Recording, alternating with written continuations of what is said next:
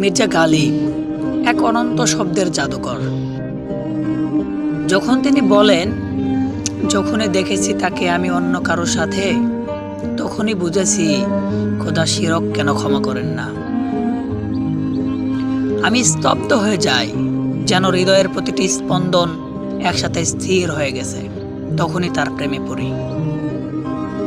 আবার যখন বলেন, তুমিও তো গালিব ভারী চমৎকার, সব দাবি চাওয়া পাওয়া তোমার কেবল মানুষের কাছে, আর অভিযোগ জানাও আল্লাহর কাছে।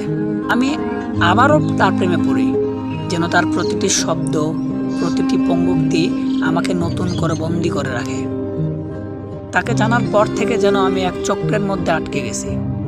তার কাব্যের গভীরতায়, তার দৃষ্টিভঙ্গির বিস্ময়ে এক অদ্ভুত নেশা, যা থেকে বের হওয়ার কথা কখনোই মন চায় না।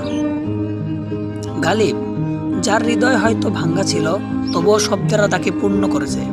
তার কাব্যে প্রতিফলিত হয়েছে জীবনের অপূর্ণতার সৌন্দর্য।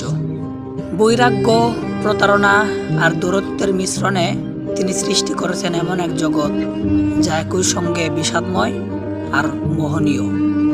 তাকে চেনা যায়, আবার চেনা যায় না।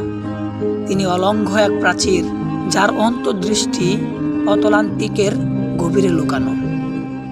তার কবিতা এক নিরন্তর দৈত্যতার গান, দুঃখ আর আনন্দের, বিশ্বাস আর সংশয়ের, প্রেম আর বেদনার। অপূর্ণতার যে অসীম দুঃখ, তা তো কেবল কবিতার জন্য অবশ্যম্ভাবী, আর সেই দুঃখই যেন গালিবের কাব্যকে করেছে চিরস্থায়ী, চিরসুন্দর। তিনি আমাদের শিখিয়েছেন, সুন্দর মানেই দূরত্ব, আর সেই দূরত্বই তো আমাদের আকাঙ্ক্ষার রসদ। তার কাব্য যেন আমাদের হৃদয় চিরে বসেছে। আমাকে জানো, কিন্তু পুরোপুরি চেনার চেষ্টা করো না। আমি নিজেই এক রহস্য। গালিব, তিনি আমাদের হৃদয়ে ছুঁয়ে যান, আবার আমাদের থেকে দূরেও থাকেন। তার শব্দশৈলী আমাদের তৃষ্ণার্ত রাখে। তার প্রেম আমাদের হৃদয়ে এক অনির্বাক আগুন জ্বালিয়ে রাখে। এটাই আমাদের গালিব।